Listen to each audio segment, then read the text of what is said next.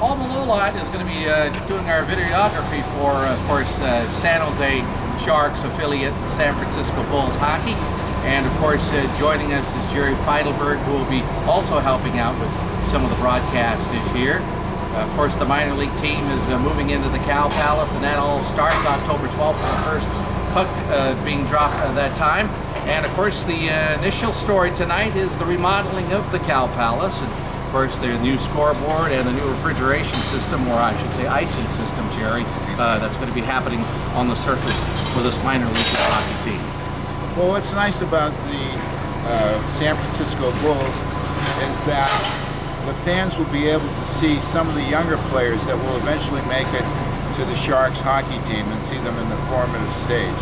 And they'll be playing against the teams from the Edmonton Oilers. I think that's the Stockton Thunder. And there'll be teams in Alaska and Bakersfield. And so they'll be competitive, and it's nice to see the young players develop before they make it to the NHL. Jerry, it's the early stages right now for the Bulls. Of course, they're getting ready for their television network as well as their radio broadcasts. And there has been no official announcement where they're going to do their radio or what radio station they'll be on. There's some talk that they could be possibly on the game. Yeah, that would be good, because that's the while the Sharks are not on the game, will be another outlet for the information to be disseminated on the team. One other thing that's going to be quite bad, we'll be talking to you soon today. Sure. One other thing that was mentioned, Jerry, of course, is the possible lockout in the NHL, and that's a concern, of course, for the NHL, but the open thing here is that the Bulls will have a chance to probably be able to be showcased quite a bit, because they'll be the only Bay Area professional team around. Yeah, that's a real threat. And what happened in the 2004-2005 season is that the NHL locked out the players for the entire season. And we hope that that doesn't happen, but if it does, as you said, this will be the only professional hockey team in town. And I know that for as far as the NHL side of the coin is concerned, they have to be very concerned about that. Doug Wilson, general manager, certainly would like to see what talent's out there and everything, but that's, of course, something he would say if he was standing here that's out of his control. Absolutely, I agree with that. Yeah, and another thing is, though, the upside of it for the Bulls, it gives them a chance to showcase a little bit, draw some people that normally probably wouldn't come out here because of the competition of San Jose Sharks hockey in the South Bay. Yeah, and it's tough to get to San Jose. The traffic, if they have a 7:30 game down in San Jose, getting there is very difficult to get to that stadium. So a lot of people from the San Francisco area, from the East Bay, from Marin County, just aren't going to go down and see the Sharks play, but they might come here and see some good hockey, some good young hockey players develop. One other thing too, I think that Pat Curcio, who was just here, the owner of the team, part owner of the team, he's probably just got to be very excited about having this getting finally kicked off. It's an expansion team, and what a way to do it. I mean, just the timing of an NHL lockout at the same time, all coming together at the same time. And it's got to be fun for the owner. It's a new baby. You want to see it born, grow, and hopefully be successful in the Bay Area. And I think if for anybody who's, in his position as far as an owner, you're pacing back and forth because you want to make sure that this thing gets off the ground the right way. Yeah, and October 12th can't come soon enough. That's the first Certainly game. is just about a month away, and I mean, yeah, the clock is ticking a little bit there, so has to be a lot of excitement going on. Let's talk a little bit about TV and radio.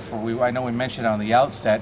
I think that's going to be crucial for the minor league team to have that. Well, also, the other thing too is that the ticket prices aren't exorbitant.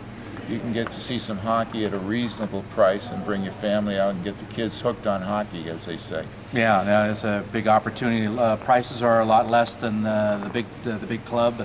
Well, the Sharks are about somewhere in the $70 to $90 range, and I think the tickets here start at $12.50.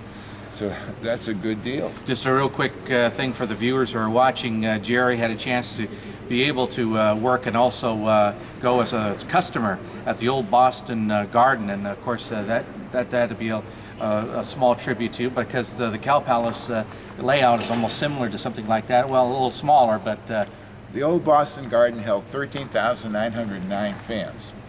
And when I saw my first hockey game, I don't remember when, but I must have been in the 50s, and I had seats way up in the highest part of the stadium, and it was 75 cents a ticket to see the Boston Bruins play the Montreal Canadiens. I wonder how much that would cost now. It's probably $125 or something like that for seats like that.